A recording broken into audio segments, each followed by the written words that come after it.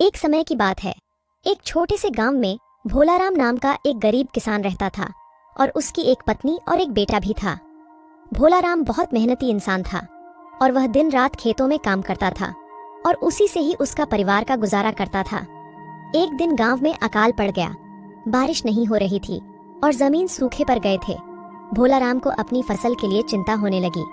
फिर भी वह हार नहीं माना और पानी का बचत करके वह खेतों का देखभाल करने लगा। सब लोग उसका मजाक उड़ाते थे, लेकिन भोलाराम लोगों को नजरअंदाज करता था। वह हर रोज खेती में जाकर फसल की देखभाल करता है। ऐसे ही कुछ दिन बीत जाते हैं। फिर भी बारिश नहीं होती, लेकिन वह फिर भी हार नहीं मानता है। उसकी पत्नी उसे खेती में जाने के लिए मना करती है और कुछ काम करने के लिए कहती है, क्योंकि घर में अब राशन भी खत्म होने वाले हैं। लेकिन वह नहीं मानता और चला जाता है।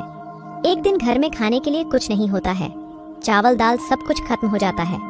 उस दिन सब भूखे सो जाते हैं। फिर अगले दिन वह खेतों को देखकर आता है। उसकी फसल सूखे पर गए थे।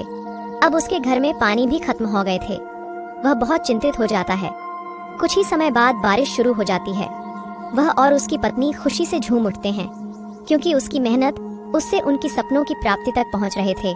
अब इसकी खेती बढ़ने लगती है और वह और उसकी परिवार खुशी से जीने लगते हैं। यह कहानी से हमें यह सीख मिलता है कि अगर हम भरोसा और धैर्य रखते हैं और मेहनत करते हैं तो हम कभी भी असफल नहीं होंगे।